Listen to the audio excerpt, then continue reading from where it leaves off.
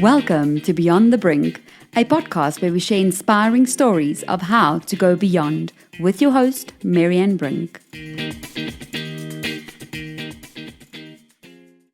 Niel Dobrowsky is a loving father with an amazing wife, but he almost lost it all, and he had to make an extremely important decision. He had to choose to go beyond the brink of alcohol. Listen as he shares his story with us in such an honest and open way. Hi, Niel. How are you? Hello, Mary. Long time, eh? Long time. It actually has. It Actually is. has been long. It is, eh? I don't know if it's COVID or just us. I think we've managed to sort of bump into each other every couple of years. Yes. Before COVID, over Yes. the last what is it, like a decade? Yeah. So we've been in 20. varsity together and we graduated from AFDA in 2010. Yeah. So it's just over a decade. Yeah. That we managed to run into each other. And we used to study together first. Then we used to drink a lot together first. And then we made families together, not together, but separately. But made families. Yes, at the same time. At the same time. And then our rough parties became kiddies parties. Yes. Yeah. I was saying, I remember that Saturday mornings used to be reserved for ordering a wimpy burger and a cream soda to recover from the hangover. Yes. And that turned into hanging up washing on the line. I remember little socks, hanging up little baby socks on the line on Saturday morning. Exactly. And, how our lives have changed. Exactly.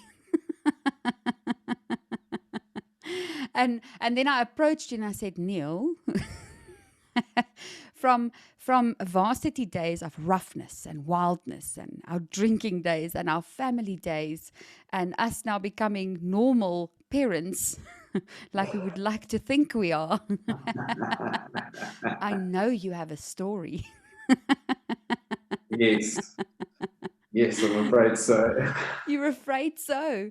And the weirdest thing is now when I ask you about your story that we're going to talk about, I think there are actually so many parents that would relate, which is the weirdest thing. We think it's something. And I think when we even spoke briefly yesterday about myths or things that I've asked before on previous interviews, I think a lot of myths are probably around what we're going to talk about, that parents don't deal with it, that it's normally younger people or people that are, and it's not. I think it actually is creeping in so much in parenthood because, the kind of life you have to deal under pressure with kids, So, absolutely. Yeah. So not to keep it a mystery anymore, so people go, what are you talking about? What did you go beyond the brink of, Niel? So I went beyond the brink of alcohol or addiction. Addiction, If you yes. want to call it. Yes. And now, regte dronker. I can definitely be a witness to that. And I think anyone that went to varsity with you and probably saw you a few years after that, can definitely say so. But there are two kinds of people who knew me, 10 years ago. Yes. And people who've known me in the last 5 years. And both of them will be shocked if they get a window into the other side, if that makes sense. So maybe you did like a reincarnation a little bit. There was a bit of great evolution happening there. But I think your wife and your kids were part of both, so they saw both. Obviously, my wife and I have known each other for, we knew each other for 13 years before we got married. Wow. And we've been married now for 7 years. Sure. So she's possibly the one person who's really walked the entire road with me. Wow. And I owe a lot to her in that respect. I'm sure we'll drag out some of those details, but she was a very, very big part of my turnaround, or my change in behavior and the reasons why. Yes. Because that's what was at stake. Yes. It was her and the kids, and they were the reason that I Yeah. had to make some serious changes. Yeah. Yes. And we were briefly before recording talking about that, where I was saying to you, I think it's such a fine line where, a lot of us, I think in general, drink a lot of alcohol. It's just what life became. It became the social event. I never knew drinking is such a normal thing for mothers to do. It's almost as if it goes together. It's like, mothers just drink wine. It's okay to drink wine when you make dinner. It's okay to drink wine when you have dinner. It's okay to drink wine before bedtime after the kids are sleeping. It's like it became this Yeah. wine thing, and I was like, what is so acceptable?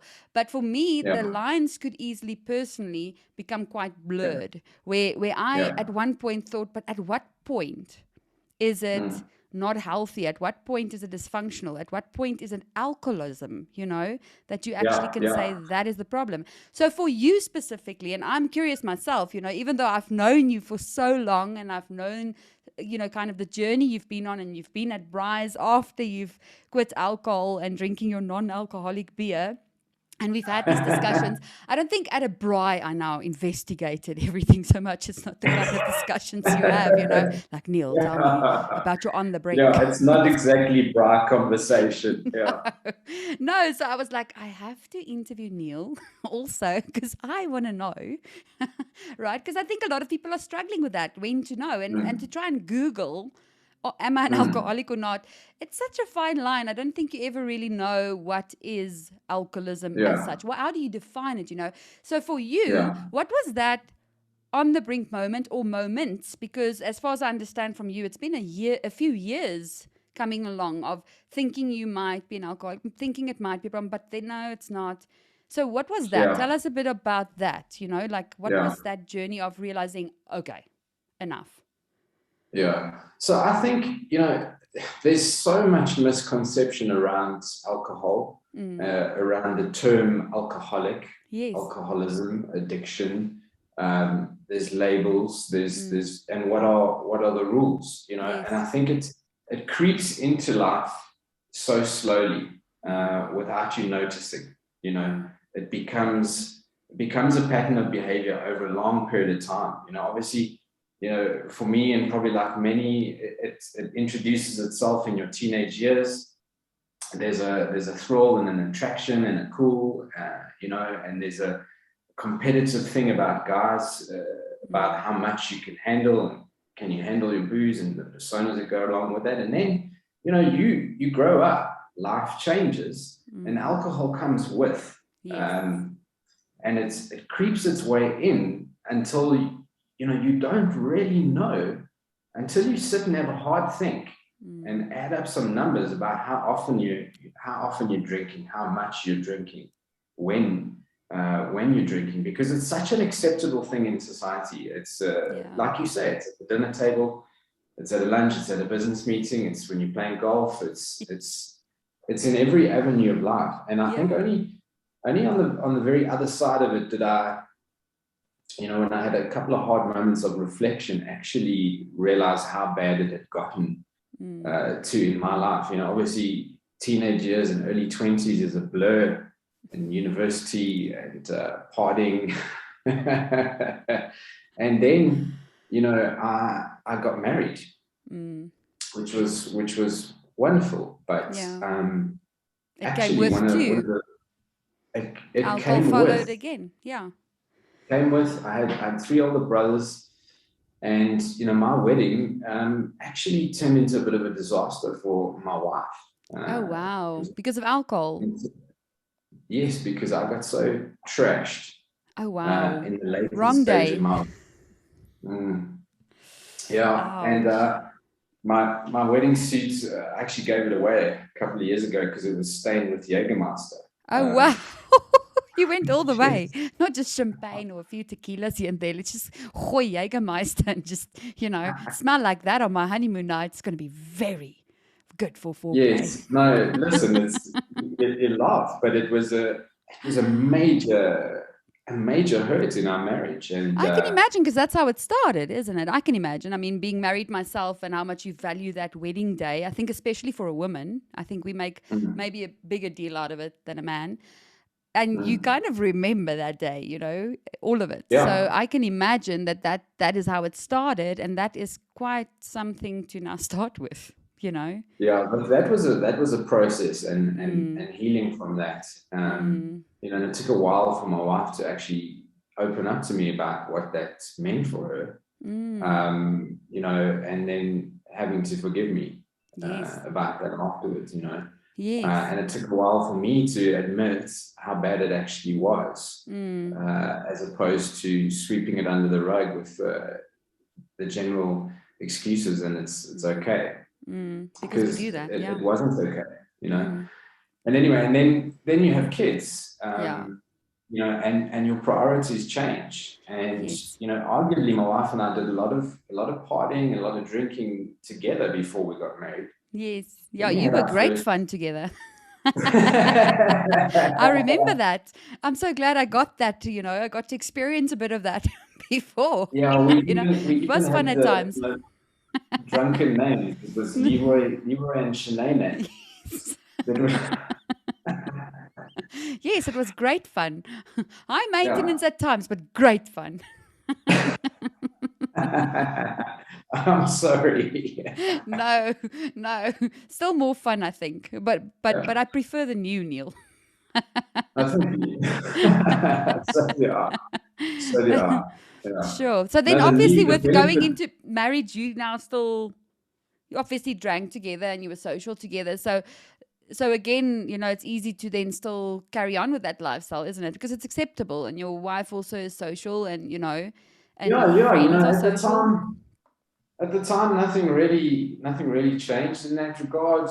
Mm, It wasn't a big deal at the time. This was stuff we had to deal with and realize afterwards, years later. yeah. That was 2014, and Okay. so I stopped drinking in April of 2017. So I've been Okay. sober now just over 4 years. Well done. Um, and my son was born in 2015. Anton, our firstborn. Yes, I And my remember. wife, my wife, and women don't get enough credit, but they Mm, they grow up very quickly when they yeah. have children. In Yep. my experience, she flipped a switch and turned into a mom and got Yeah. responsible, and I didn't, and that became a problem I over can the next imagine. 2 years, and it Mm, exposed how bad or how much a part alcohol played in my life. You mm, see, when you don't have kids and you don't have anywhere to be tomorrow morning, or anything on the agenda like that, you can hide mm. the average bender and Yes. have one too many and sleep it off on a Saturday, and it's not a problem. When Yes. you have a little human being to take care of, Yeah. it becomes very different. And so my wife ended Especially with up a in a noise. situation. Hmm, The noise that next morning. It's like, be no, quiet. Yes. Yeah. So you were saying, yes. It's yeah. different. No, Yeah. so my wife ended up having to do, she had to do the heavy lifting by Mm. herself for a while, Yeah. and it became an issue, and you'd have an argument, and I would promise to behave next time and be sorry, Mm. but sorry is only good if you change your behavior. Mm. A sorry after a while for Yeah. the same thing Yeah. becomes meaningless, Yeah. you And know. she stops And believing you. Yeah. correct. And I well and truly wore out my sorries with my wife. Um, and that's where I reached my on the brink moment. Mm. Uh, so it was, the 100th bender that I'd been out on. It was a Friday. It was a Friday night, the 12th of April, 2017. I went for a few drinks after work. A few drinks turned into too many. I came home at some god awful time of the morning. Again, Mm. and my wife woke me up the next morning, um, with her bags packed. Oh, and wow. Yeah, my she had son enough. was, yeah, my son was, so he was 1.5, and my wife was pregnant with our second born, my little Oh, wow. girl. Yes. So she was on her way, Yeah. and she kind of said to me like, listen, if I'm going to do this on my own, then I'll go do it on my own, because you're not participating, Mm. you know. Mm. And that was the moment for me, Mm. rock bottom, when I suddenly realized what I had to lose. Mm. You know, a beautiful son, beautiful wife, and a daughter on the way. Mm. Everything I ever really wanted in life. I always Yes. wanted a family, Yes. and the Yeah, I white remember picket that. fence. That Even was. now, drunkenness, I remember you always saying. You probably don't remember, but when you were drunk, oh, I can't wait to have a family, I'm going to be such an awesome dad. But yes, Yeah, I know. yeah, yeah. So that shook the hell out of me. Mm. When and it had escalated over a period of time. So did you And I carry on just drinking after that still? Because it wasn't probably easy for you just to snap out of no, it and leave it just like that. that Yes, was you know you have to, but you know. the very last time I had a drink. Oh, really? So that literally That did snap you out of it. that woke me the heck up in a big way. Wow. It Wow. was it wasn't the first confrontation like that, but there was Mm. something different that day. Yeah, you knew she There was was serious, I'm sure. You knew this is it. I knew that I had pushed this woman beyond The brink. what anybody could be expected to endure, even in a marriage. This was not for better or worse. This was, like I said to you, sorry, the first time means something, but the 100th time, and you've done it again. Yes. That's just hurt. And I left a path of destruction in my life, in relationships, not only with my wife, but with colleagues, with friends, with people who knew me. That's because, having 2 or 3 drinks is one thing. Having drinking continuously for a number of hours, carrying on beyond that, things come out of you that no one would be proud of. I had a terrible mouth on me, and I and I remember. would say things, and you would lose your filter. Yeah, and Yes. that's even talking about it now. It's ugly, man. That's nothing to be proud about, And it was always celebrated in the early years. I was the guy dancing on the tables, and telling the jokes and doing a performance, Yes. which was great. Yeah. And that was fine for every 3 out of 4 nights out.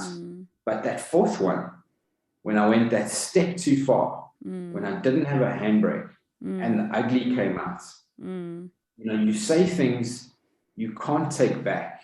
And let alone, even worse is when you wake up and you don't even remember. That's the You thing. don't Yeah. even remember the things you said to people. Yes. It's Yes. disgusting, and it hurts. It hurts them and it hurts you, and it's a vicious cycle. But now when you got to that point, right? Of knowing this is it now, which I'm so glad you shook out of it, because I would think that you would have a little bit more of a slip up, after it's hectic to just, this is it, but it's easy, it's I think very challenging to then stick to it. So is that how you knew you needed help? Because you went to AA meetings and that, didn't you? You literally went, I am an alcoholic, I need help, I'm going to go to AA meeting. You are very brave, because I've mentioned that a bit before recording, but Yeah, I've had moments in my life where I thought, man, alcoholic, like what is an alcoholic? But I am not keen on labeling myself, maybe because I just have yeah, I have a personal issue with labels in my life, with yeah, anything, like being labeled and put in yeah, a box for something. So for me, the big struggle was to think, I don't want to label myself. I don't want to be called an alcoholic for the rest of my life and can never touch any sort of alcoholic drink again, or be under a magnifying glass, or go to these meetings and say, hi, I'm Marianne, I'm an alcoholic, and keep repeating that. That's my box. That's where I go, So it takes a lot of guts and bravery, I think. I mean, I salute you for doing that. So did you Yeah. know when that happened and you knew if I don't change, she will Mm. leave me and I will lose my family? Was Mm. that the moment where you knew you had to go to an AA meeting and take that step? Mm. Or So I never actually went to any AA meetings. you didn't and you're sober No, for I 4 never. years? Wow. Yeah. Well Yeah. done. Well No, done. I never labeled myself, and I don't agree with those labels. And in my mind, an alcoholic is somebody who wakes up in the morning with a drink Mm. and can't function without it. So you I won't call never. yourself an alcoholic. You would just say, you know what, I struggled with alcohol. It kind of almost destroyed my life, but I got it under control. It's not like I am an Mm. alcoholic with a disease or in that way, isn't it? No, I don't. I don't buy Mm. into that. Mm. It comes down to choice at the end of the day. Mm. And drinking isn't the disease. Mm. It's a coping. It's how we try and treat pain. Mm. Mm. Nobody who drinks to the level that I did or beyond that Mm. is doing it for the sake of a social or Mm-mm. a No, you're numbing something, isn't or, it? You're numbing pain. You're you are numbing. running Yeah. away from something. Yes. I had things in my life that I never faced, and Mm. I had a fear, Mm. a fear of being hurt, a fear of being rejected, Mm. an anxiety about the future and what would come. And I had pain and hurt in my life with relationships with my brothers, Mm. with things that I was running away from, and Mm. almost at war with myself. Mm. This line we walk between knowing our potential of who we can be Mm. and then not delivering that, Mm. and my whole life, even in varsity, I was labeled as the guy who was going to be somebody, Yes. destined for greatness, Yes.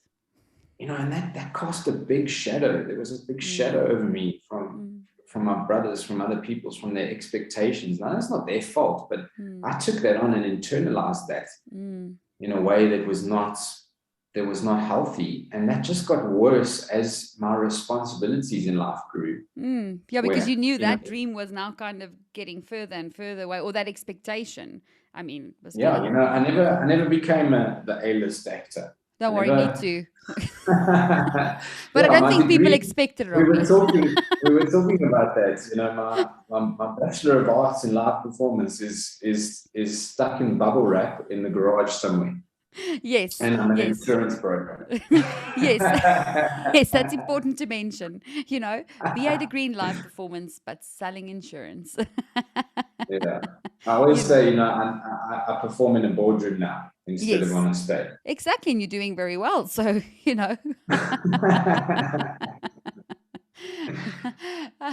And then what I wanted to ask you as well, I think we briefly spoke about it before, but do you think there's any myths about, I don't know, alcoholism as such or being an alcoholic? Because now also you said you don't associate with that label or that word or that stereotype of being an alcoholic, or because I think there are a lot of myths or misunderstandings about it, because that's the same thing I have been struggling with in my life, especially after motherhood. I think it escalated because, yes, the pressure is more.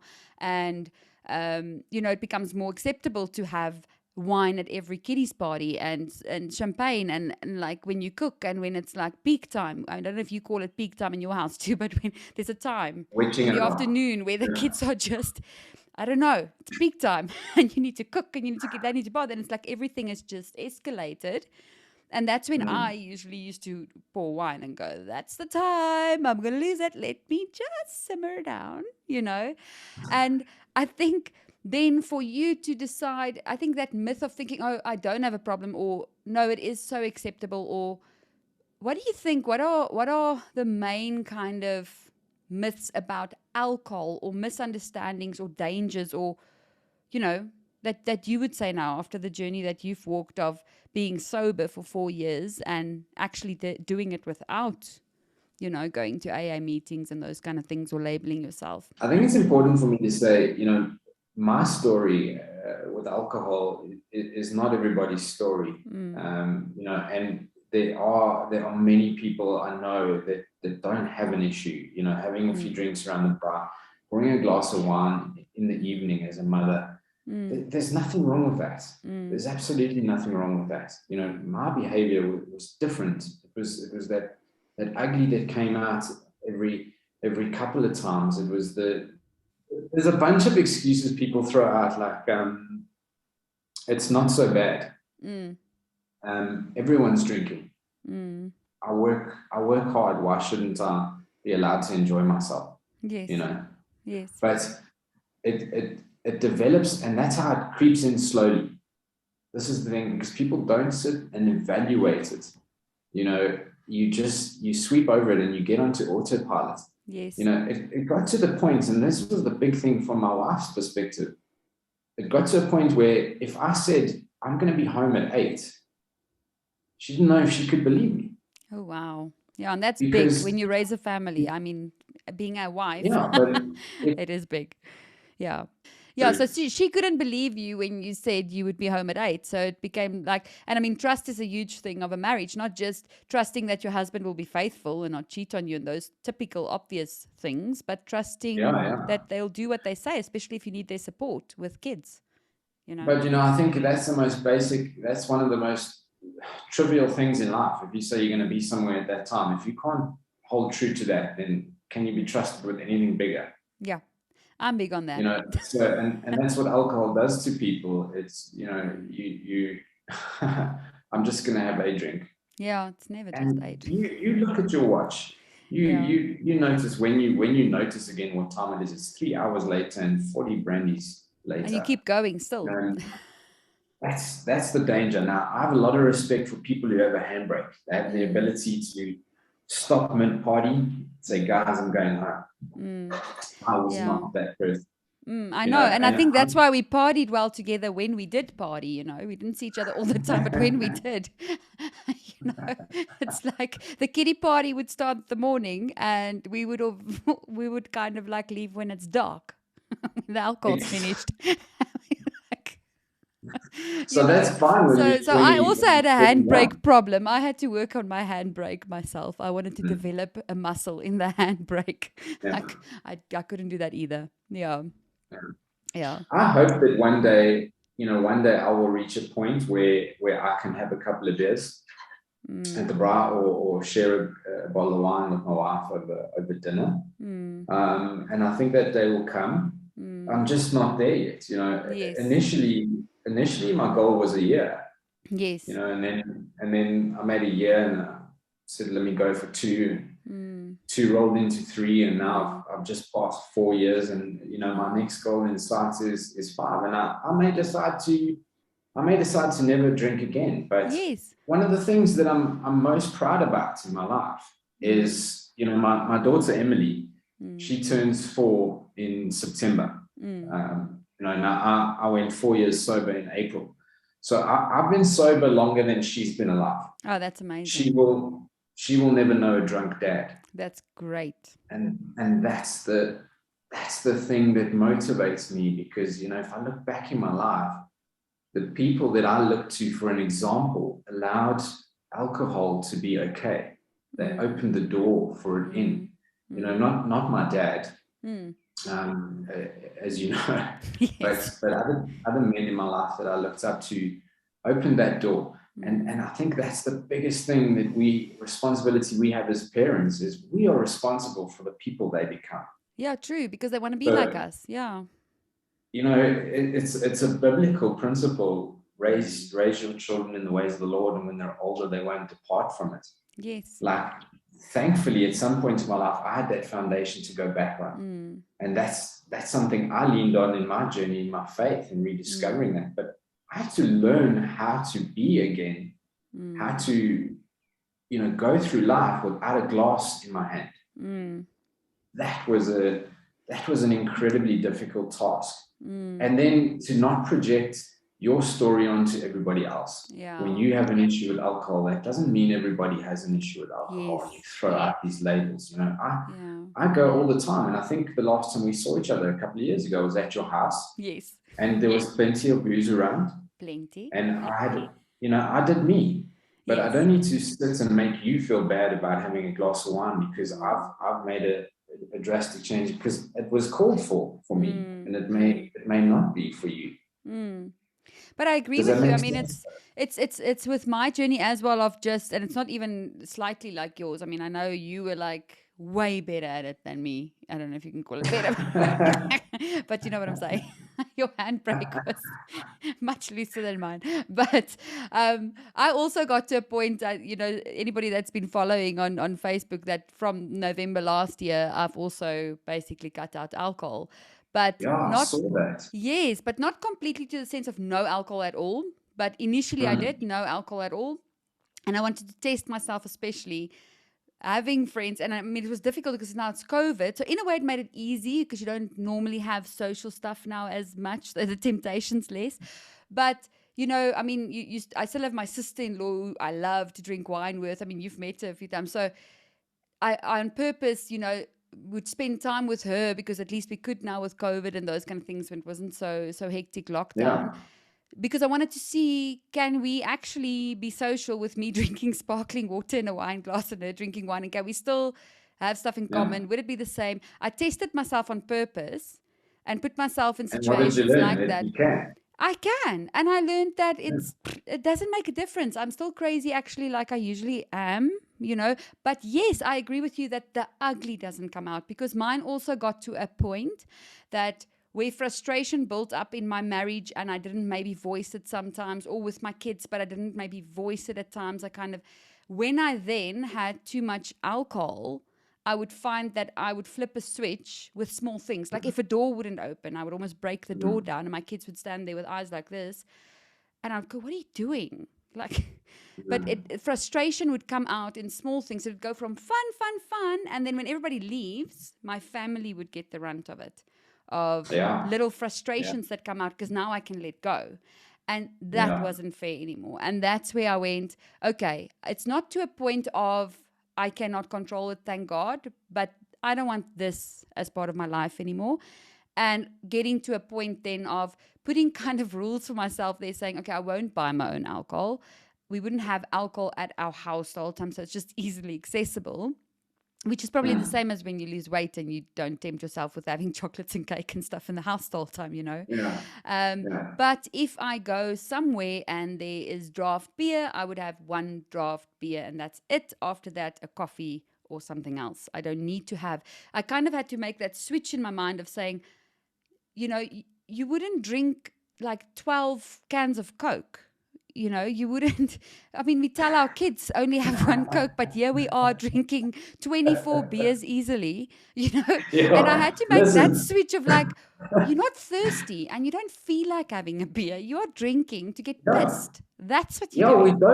We don't need to drink that much. Yes. I've had to learn that, man. Yes. On a night out with friends or whatever, after 16 grape tizers, Yes. doesn't taste like anymore. Exactly. So it's the same with alcohol.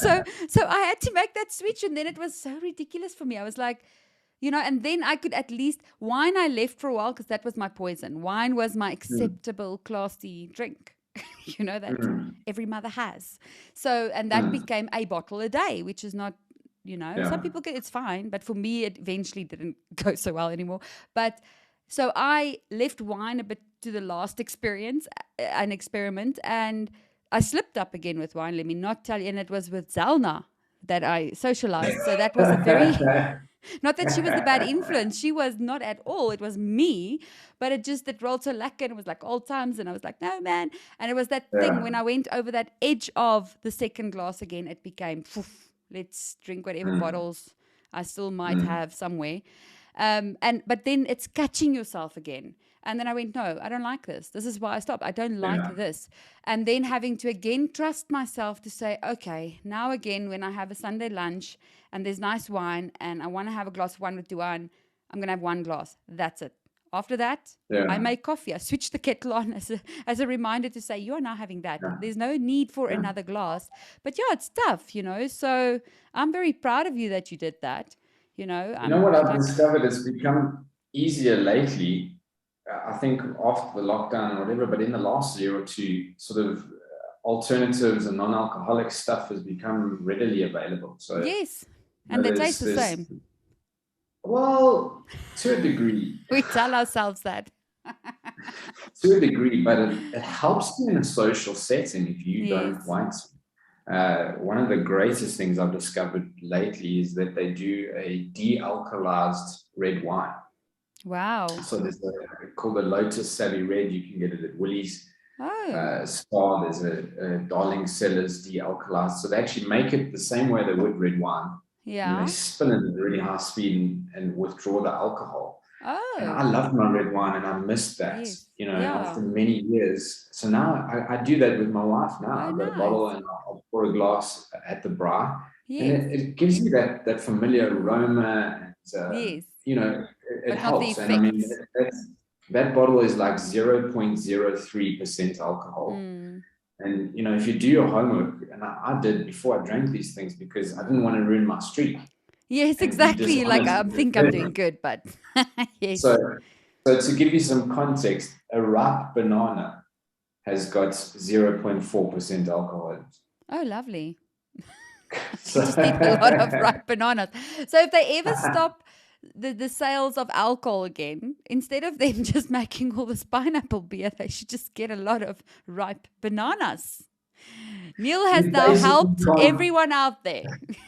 Like alcohol, easily accessible. Thank You you, know Neil. what? You know what the beauty is, Mary, is I, no matter what we're doing, where we're going, who we're with, I'm at the point in my life where I know I'm going to wake up fresh as a daisy tomorrow morning.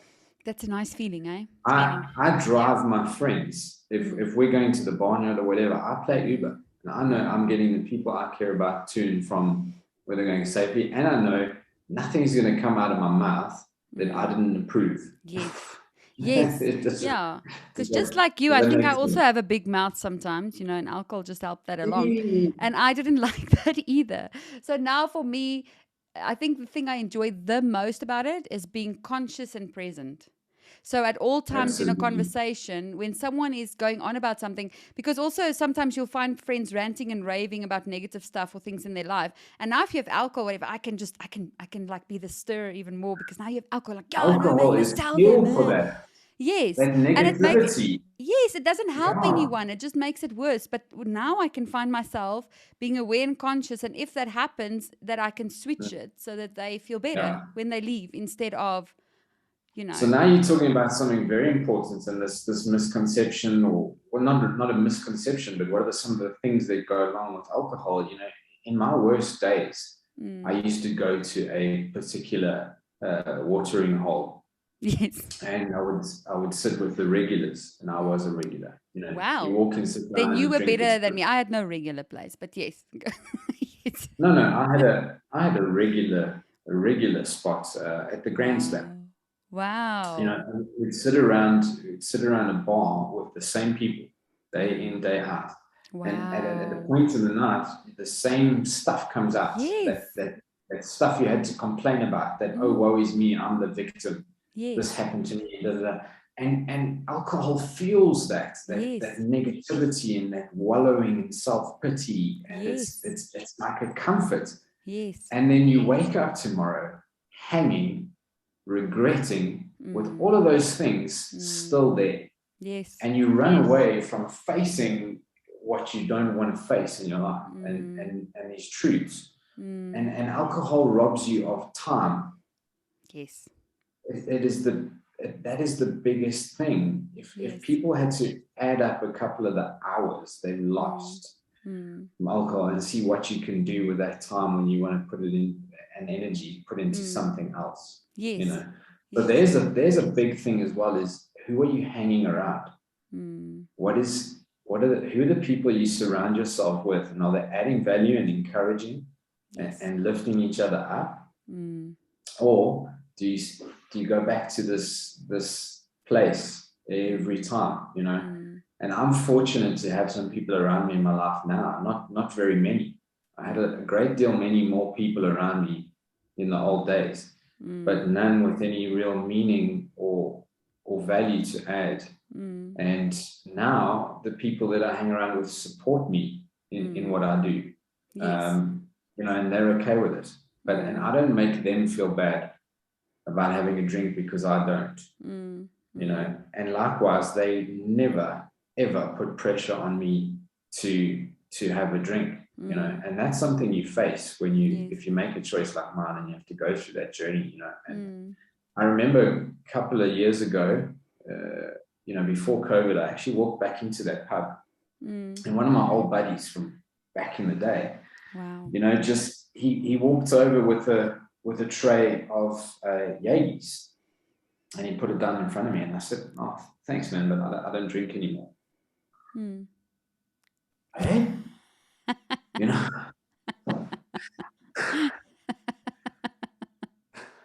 I can imagine. I love that shock factor. I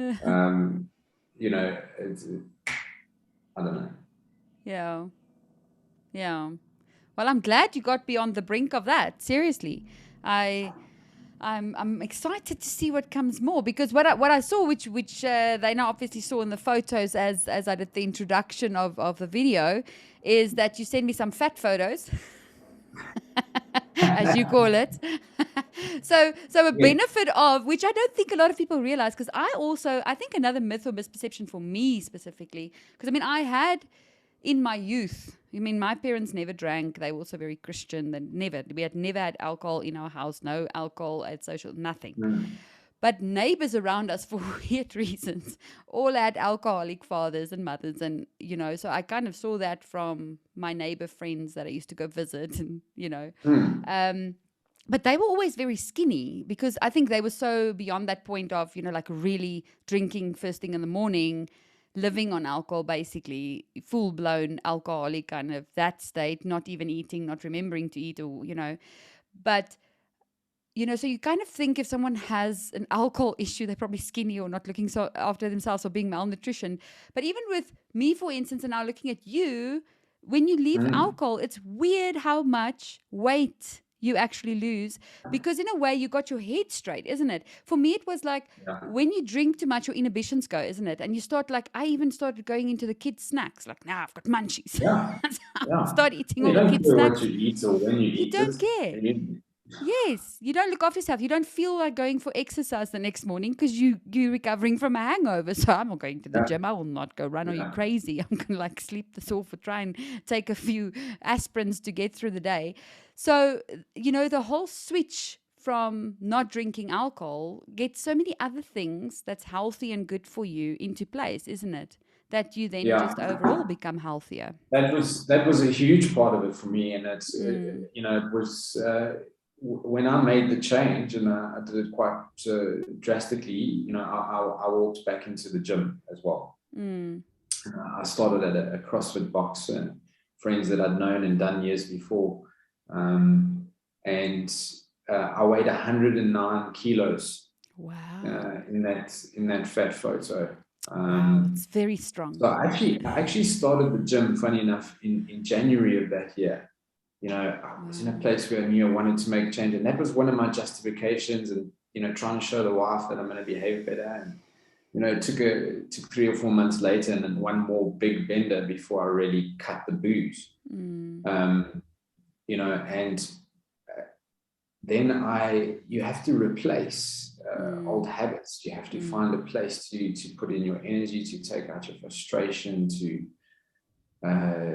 healthy. But the booze, the kickstart of that was a huge part of my weight loss. And nowadays I weigh around 75 to 80 kilos. Wow. That is well done. Yeah, so you're talking about a small person. Yes. And I was walking around, and that's something that creeped in. You know what I looked like in varsity. Yes. I was 32. Borderline 6-pack. I was in great shape. Very much so. Ginger on the roll. And then if you look at me in that photo, And, I look at that photo and I can't believe how bad it had gotten. I was sitting next to my pregnant wife, more pregnant than her, bloated but because you see yourself every day and you justify it and you bring these excuses, you don't realize, yeah, that's getting my health back. And it was also another thing that really motivated me was an incident we had at Pappuccino's with Anton when he was a toddler. Oh, wow. He Yes. got away from me in the parking lot. Wow. And now that's after having a few drinks at a nice social Pappuccino's visit. No, I wasn't. Okay. No, I wasn't drinking or anything that day. I Okay. just, we were in the parking lot. I think my wife went back in to get something or whatever, and I had the baby in baby bag in the It's a parking lot. lot And to you turn your handle. back, you turn your back, and he's gone, man. And it was like watching it in slow motion. There was a car driving towards him. Oh, He's wow. running Oh, in the wow. parking lot, and I had to sprint. And I got to him like, this much before something could have gone horribly wrong. Yes. And I felt like I was dying. Mm. I couldn't, I couldn't keep up with a 1-year-old baby. Yep.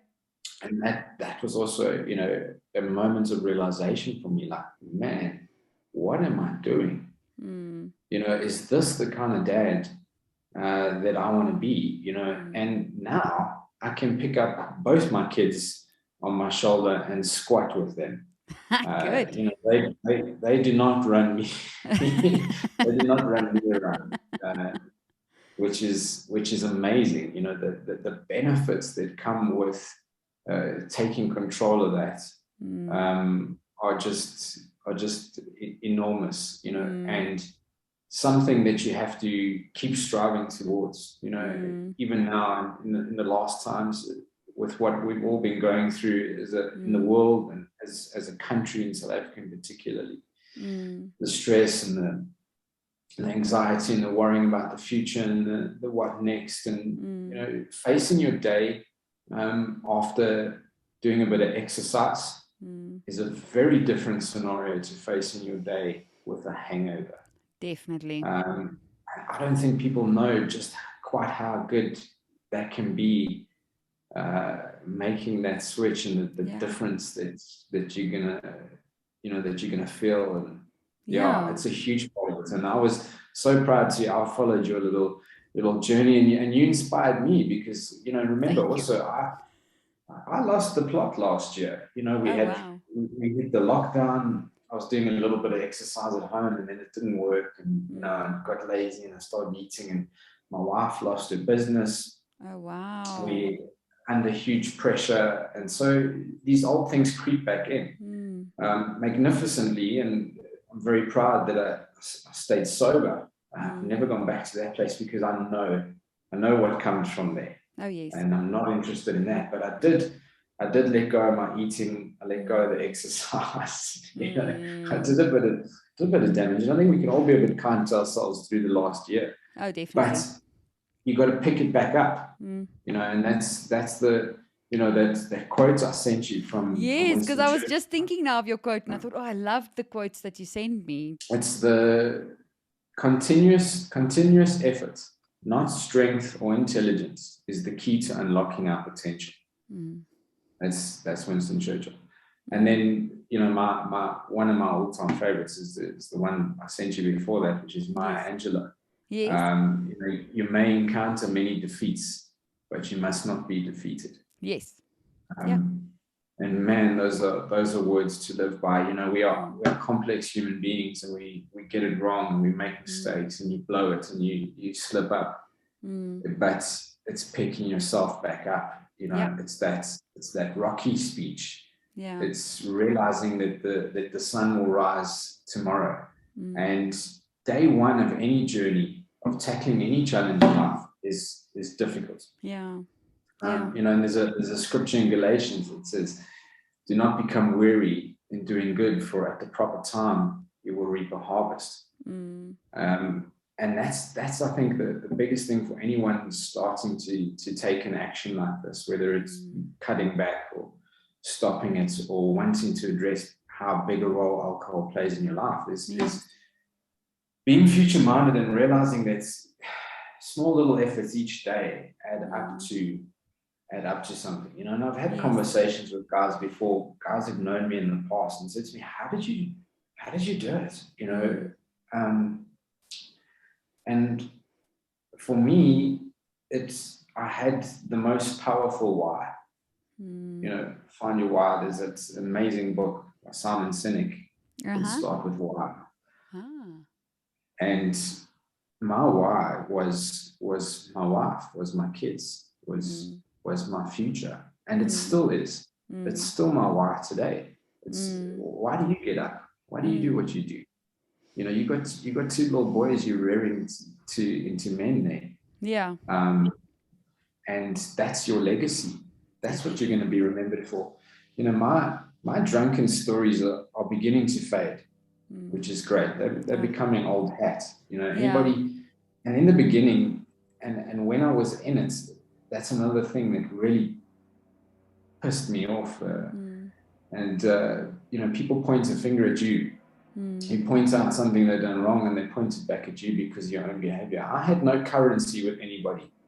I couldn't challenge a friend in truth or honesty, or take on my brother because of a behavior or anything like that, because he'd point back and say, look, who are you talking to?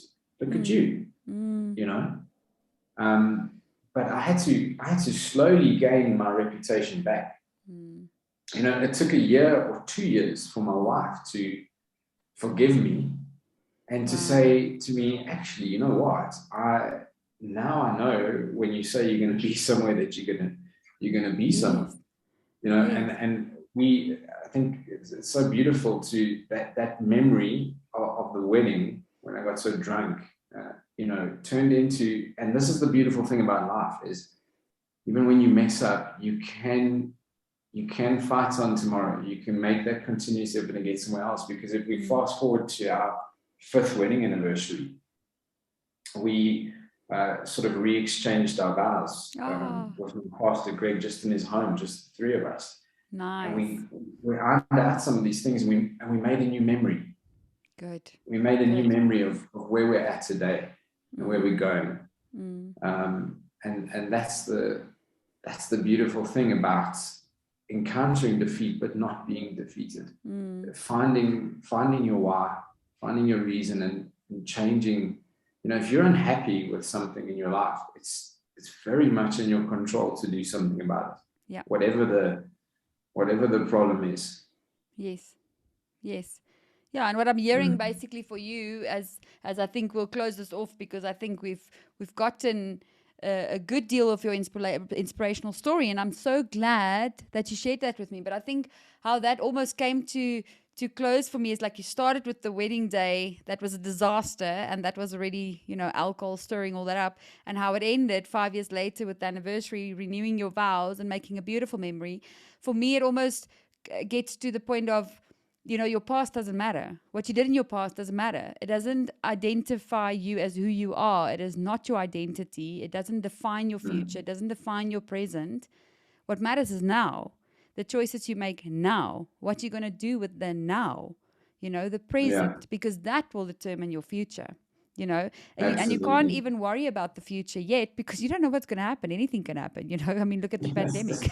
That knocked us all. So, you know, but all you can worry about is the present, you know. And that's what you said, is just doing something consistently, moment by moment, every day, that gets you closer to the you want to be, you know, that you want to be remembered for, that you want your kids to remember, that you want your wife to talk about one day, you know, as the husband that she had. You know, and that's beautiful. And I'm so glad you made that switch. And I think your story will inspire so many people out there, because we do know alcohol is a challenge for a lot of people, you know, whether it is a problem for you or not. I mean, I think all of us have faced challenges with alcohol in some way or another. And I think your story will also, I think, if it was me listening to this, you know, before November last year, I probably would have listened to it and said, oh, okay. So for me, admitting this doesn't mean I have to put a label on myself. I don't have to say, yes, I also have friends that couldn't do it alone. Their why was probably not strong enough, but they knew they had to make a difference, and they did have to go to AA. And they didn't have enough of a why, like you had like a wife and a family to live for. But if they feel like maybe I can do this enough, my why is enough for me, I at least don't have to maybe label myself and call myself an alcoholic. And maybe just by doing small things every single day and doing consistently what I need to do to be sober or to have a more balanced, normal life without alcohol ruining it and being a part of all of it, maybe I can do it just like Niel, Yeah. No, absolutely. Look, I don't consider myself an inspirational person. You are. But well, thank you. And yeah, I mean, if even just one person, if that encourages them just to take that first step, that's great, Yes. And the AA and the labels, and you got to be where you're at. Yeah. You've got to. The thing for me is a choice. Yeah. And if we all know internally when you're making the wrong choice. Oh yeah. Yeah. That's wired in. It's in your spirit. Yes. But you'll get another go. Mm. You'll face that decision again, and you got to just start making the right choice one after another. Yes. But you don't have to be defined. I look back now at that fat photo, and it reminds me. It reminds me encourages me and helps me to carry on, as opposed to being defined by that. Yeah. Yeah. Yeah. I love it. Thank you, Niel. I really appreciate you for agreeing. I love what you're doing, and thank you. You're an inspiration, really. What you and Duan have been through, what you're doing with this podcast, the way you're seizing the day, and it couldn't come at a more appropriate time. And I really wish you all the best with that, and thank you for letting me be a part of that. Thank you for being a part of it. Not everybody wants to talk about their fat photos and their drunk days. So thank you very much. I really appreciate it, Niel. Thank you so much. And thank you for supporting this. It's really close to my heart. So thank you, thank you, thank you. My pleasure. Thank you, Mary. Thank you for listening to Beyond the Brink with Marianne. If you have an inspiring story or you know of someone who has one, please contact me. You can find me on social media such as Facebook or Instagram, or email me directly.